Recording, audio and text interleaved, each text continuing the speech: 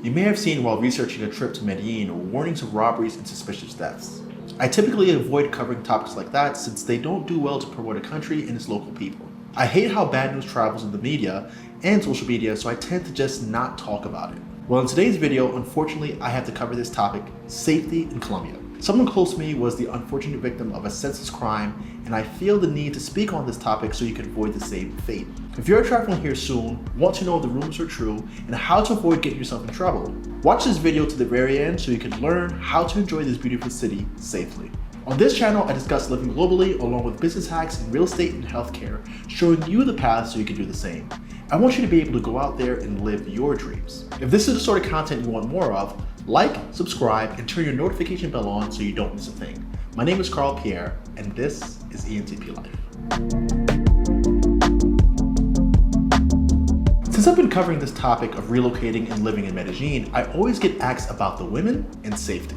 Literally DM to talk through these topics to confirm if the rumors are true. If you search visiting Medellin in YouTube, you'll get flooded with videos covering sex tourism, murdered Americans, and how unsafe the country is. In my opinion, you can see similar comments mirroring the same right in my comment section. The first thing I want to address are women in Medellin. The first thing that I want to talk about are women in Medellin. Now, there's a common trend to come here for sex tourism because the women are quite attractive and prostitution is legal. So it attracts a lot of people for those reasons. But that's not representational of all women in Medellin, Colombia, or Colombia at large. The reality is there's only a small percentage of people who are sex workers, and people who are traveling here for that experience are obviously sharing those experiences with other people, and it only makes it seem as if that's all that's happening here. The reality is there are about 4 million people who live in this city. If you assume half of them are women, then 2 million people are women. 2 million women are not here working and doing sex work. It's just not the case. The typical woman here, what I find them to be is a little bit more reserved. They're also more conscious of their outwardly appearance. That's something that actually matters here. And they're gonna spend their time getting to know their partners rather than haphazardly meeting men for money. The reality is that there's a pretty wide wealth gap here. And if you're underemployed or you're not making that much money, there's going to be a cash shortage. As an American, you're viewed as having more money than the average. So that puts a different sort of beacon on you as the kind of prince or savior in some ways. So it can be misunderstood that you as a man is expected to pay for things for your girlfriend or things for your wife. And that's not to be confused with her being with you only for the money. This is gonna be what's expected of a man that's local to here as well. As a man, you are the provider, you are the entertainer in some ways, and your partner is going to kind of go along with that. That's just kind of the cultural blend here. But just because a woman is here in Medellin doesn't automatically make her a worker. It doesn't mean that she's going to be responsive to you for just some dollars. I'll give you an example of something that happened to me. I was with one of my employees walking through Parque Aries, which is known to be kind of frequented by working girls. And some guy just walks up to her and tells her, "Do you want to get married? I know you'll do anything for a visa." And I was just kind of like, what? Like, and it's almost to that point. She's out just hanging out. We had gone out to dinner as a group of employees, and this is what some jackass says to her. So you already can see that the tourist mentality kind of has this skewed perception of who the women are, and that's not an accurate representation. Like I said, the majority of the women are just normal, looking for companionship, not necessarily looking to make a buck, and they deserve to be treated like normal people. Now, for those of you thinking of booking a flight to come here to meet women and pay for sex, you have to consider what comes along with that. Now, if you are hell-bent on coming here to meet women, that you need to kind of go about in a safe way. What I mean is that in countries where prostitution is legal, they tend to kind of protect the workers and protect the customers, making sure that people are tested, there's a safe environment, the women are of age. That way you don't find yourself in any kind of weird situation. There's plenty of establishments, whether they're like direct brothels or strip clubs that also double as places where you can hook up with girls. There's plenty of options for you, and this exists in many countries throughout the world. This is not something that's exclusive to Colombia. Now, what I generally advise people, because they do come here with this idea of, hey, where can I meet a girl? I first ask them always, are you looking to meet normal women that are interested in potentially dating you? Or are you looking for pay to play? If you're looking for pay to play, do not pick up any girl on the street, inside of a club, or anything along those lines, because they're not rooted to anything. There's no way for you to ever find that girl if she ended up robbing you or doing something worse than that, because they're not really fixed to an establishment.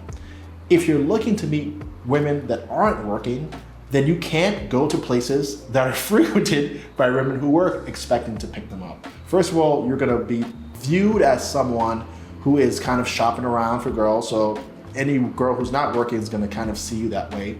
Also, if you don't speak the language, if you don't speak Spanish, expect to just drop English on any girl and think that she is romantically interested in you even though she can't have a conversation with you, you gotta be kidding yourself. If you wanna meet normal women, you're gonna have to meet them in normal environments like you would in any other country.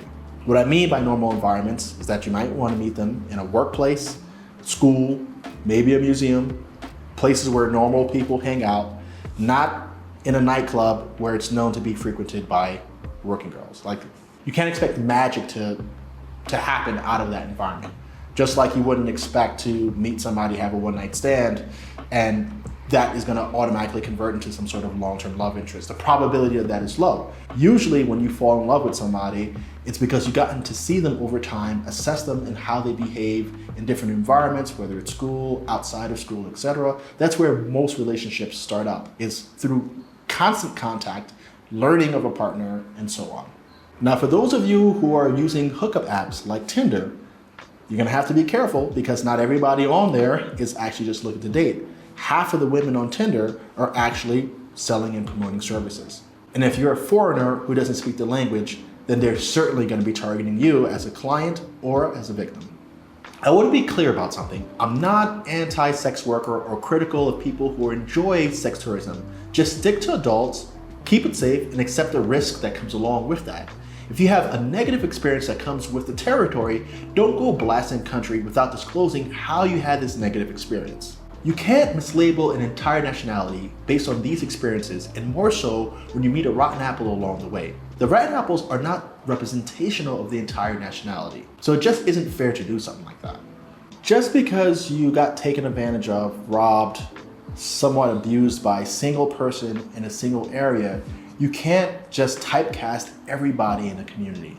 You can't have had one bad experience with a woman who's working and somehow say Colombian women in general are only after men for their money. These are comments that I actually get in my comment section, or questions that I have. It's like, do you think that this woman only wants me for my money? It's like, you're 6 years old, she's 20. You don't speak the language, and every time you go out, you're the one that's paying. You're the one paying for her taxi. You're the one paying for her meals, and you have never met her family or her friends. Obviously, there's no romance happening there. You're just being used, and it would be the same in any country. But you can't sit there and say that because you had this one experience with this type of person, that she is representation of the whole. Again, if you're looking to have a real romantic relationship, half of that relationship is going to be about you disclosing and sharing who you are as a person, as well as them. How are you gonna do that if you don't speak the language? So don't let one experience taint you in a way where you go around promoting all this negativity about all of the people when the majority of the people just are that way. Like I said, I really don't think it's fair to kind of typecast everybody because you were targeting a potentially risky scenario, had a bad encounter, and turned around and said, well, this place is unsafe. One day in my comment section, I had some guy say, hey, I was in Parque Aries, at 12 a.m. and girls were trying to come up to me and pickpocket me. It's like, well, what were you doing walking around Parque Aries at 12 a.m.? The only thing that you're gonna be doing at about that time is either maybe you're walking home, you finally just got done with dinner, okay, maybe you're walking home. But typically, if you're walking around 12 to 2 to 3 a.m. in Parque Aries, you're looking for coke, you're looking for weed, you're looking for girls. Other than that, you really have no business out there at that time. And that's like trying to walk around Times Square in the 1990s. Of course, it's all the seedy activities happening at that time. Even though it's a tourist location, That's where the action is. Naturally, that's going to attract criminals. Already the people who are selling drugs, they're criminals. The working girls aren't criminals, but they already see you as a target. So yeah, you're gonna be someone who gets approached in potentially a negative way, and you're putting yourself at risk. But the thing that I didn't like about what this guy was saying was he didn't mention what he was doing in this part of town at 12 a.m. to show that he was actually participating in activities that would increase his likelihood of being the victim of a crime. You just have to be smart, guys. At the beginning of this video, I said that I had an experience that hit home for me. Someone close to me had their own run-in with the trending crime in Medellin, the scopolamine date and dash. Here's what happened. So this guy decided that he was gonna meet women on Tinder, and he was looking for an actual casual encounter, not for a pay-for-play girl, and met this woman that went as Lena, who spoke a little bit of English, was supposedly a college student, and wanted to hang out and drink some wine. So like a nice American man, he went out, bought some wine, set up a nice romantic kind of Netflix and chill situation, and decided that we're gonna hang out, watch a movie, and I'm gonna try to get to know this girl and have a normal experience. Now this is somebody who doesn't even like to drink alcohol, but he was trying to accommodate and make it a bit comfortable for her. So she pours him a glass of wine, he takes a sip, he's not drinking it. She keeps pushing him to drink. Now he didn't pour the glass of wine himself, but what he noticed and remembered was that she kept going back to the kitchen. Whenever she would pour herself a new glass of wine, she would take his glass of wine with him. And every time she came back, she would be drinking, and she's like, oh, drink with me, I want you to relax, I want you to be calm, I want you to have a good time tonight. And he keeps taking small sips, but not really drinking because wine's not his thing. It's sour, he doesn't like it, he just doesn't drink. So after kind of getting pressured throughout the night to drink this wine, and she already killed 3 bottles of wine herself, that's probably the first warning. She killed 3 bottles of wine herself. He finally drank down 1 bottle because he was like, hey, maybe this is gonna proceed to some action. And he got some action. He was drugged with this drug called scopolamine, which pretty much first makes you a little silly and gullible. So you're more likely to answer things truthfully, almost like a truth serum. So somebody could ask you, what is your email address? What is your password? What is the password to your phone? What is the password to your bank account? And you're gonna just give it up because, again, it makes you a little bit gullible and you start to offer up all this information. Then you pass out. So when he passed out, she went through his place, went through his luggage, took his computer, took his iPhone, took his credit and debit cards, and when she had enough that could fit in her own bag, she left and went straight to Monterey. Monterey is like an electronics mall where she rang up his credit cards, bought telephones, bought all kind of electronics that were small that she could either resell or use herself. And then she went on a little bit further to start transferring money out of his bank accounts. So in one night, trying to just have a regular date night, this guy ends up getting robbed for about $15,000. The nice part about it all was that she left him with his passport, so he was able to return home if he needed to. Now, the thing about this crime that's rather interesting is that the dosing of scopolamine, if you overdose somebody, it can kill them. So when you see stories on YouTube talking about people who had mysteriously died in a hotel, it's not necessarily that they overdosed on cocaine or something along those lines. They most likely hooked up with some chick that drugged them, and drugged them to a certain extent that was either too large of a dose for their body, or they overdosed it not even knowing whether or not they would consume the entire drink, but they need the drug to take effect. So here's what I suggest if you're coming to Medellin and you want to avoid the same fate. This is a common, consistent crime that is happening right now in Medellin.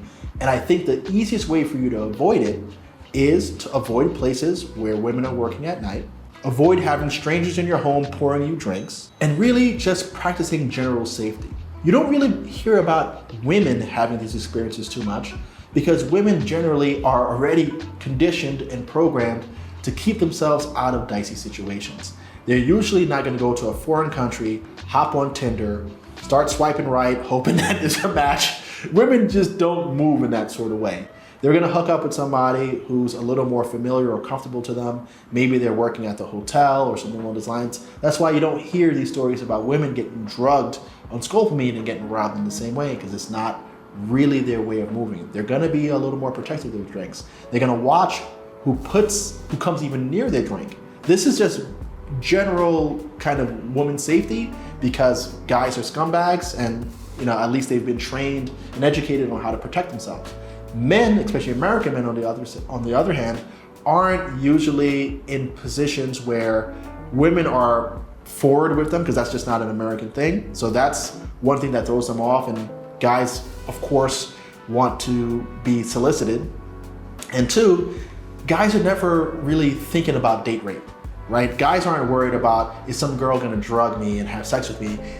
Most guys are gonna say, I actually look forward to that happening, rather than it being like a negative experience. It's like, wow, I got one drink, some girl brought me home, did the nasty with me, and then left. It's a win for most men. So they're not really kind of going out there expecting the robbery or expecting something negative to happen to them. But this is exactly what's been happening in Medellin. And if you want to be safe and you want to avoid it, then you got to practice probably the same sort of practices that you would recommend to your own daughter or to your own sister when she's going out to a nightclub or going out to a foreign place to be safe. I hope I haven't turned anyone off to coming to Medellin. It's a beautiful city. I live here and I love it. I just want you to also be informed so that you're secure and moving around in the same way, so that you can fall in love with this city too. Thanks for joining me here on ENTP Life. Like, subscribe, and share this video with anyone you know will find it useful. Until the next one, take care.